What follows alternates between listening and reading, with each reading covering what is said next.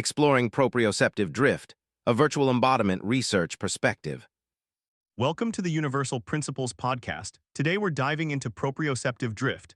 In essence, it's about how our sense of where our body is can shift, especially when dealing with virtual representations. I'm excited to understand its implications, especially in the field of virtual embodiment research. Can you tell us more about the field? Thanks for having me. Virtual embodiment research explores how individuals perceive and interact with virtual representations of themselves. A key concept here is proprioceptive drift, that shift in perceived location of one's body parts towards a virtual representation, indicating the integration of virtual and real body perceptions. We're essentially tricking the brain into thinking a virtual limb is part of the real body.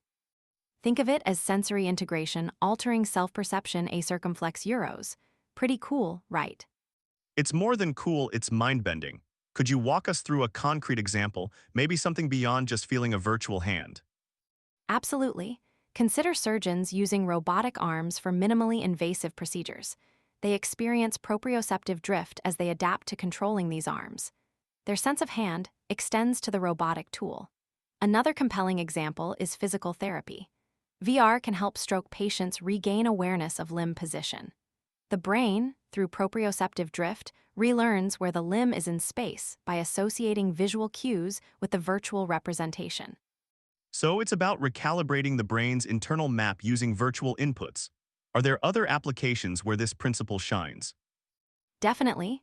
Pilots in flight simulators experience proprioceptive drift as they adjust to the feeling of flight. Their body starts to internalize the simulated movements and forces. Also, musicians are now using motion capture to translate body movements into musical expression, using proprioceptive drift to connect their physical actions to the sounds they create. Fascinating. This reminds me of embodied cognition from evolutionary robotics, where the physical body's interaction with the environment shapes cognitive processes. Is that connection valid? That's spot on. Embodied cognition emphasizes that cognition isn't just in the brain, it's deeply linked to our physical body and interactions. Proprioceptive drift is a specific manifestation of this broader principle, showing how virtual environments can actively reshape our embodied experience and self-perception. The brain adapts surprisingly fast. Okay, so what practical advice can you give to someone looking to leverage proprioceptive drift, whether in VR development, therapy, or other fields? Firstly, prioritize synchronous sensory feedback. The more closely the visual and tactile sensations are aligned, the stronger the drift. Secondly, create engaging and interactive virtual environments. Users need to actively participate for the drift to occur effectively.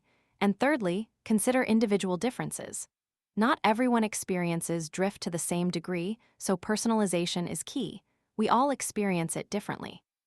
That's some solid gold insights for our listeners. Any final thoughts on proprioceptive drift and where you see this field heading? I think as VR and AR technologies become more sophisticated, we'll see even more profound applications of proprioceptive drift, especially in areas like rehabilitation, training, and even artistic expression. Understanding how our brains adapt to virtual bodies opens up incredible possibilities. What's next is really up to innovation.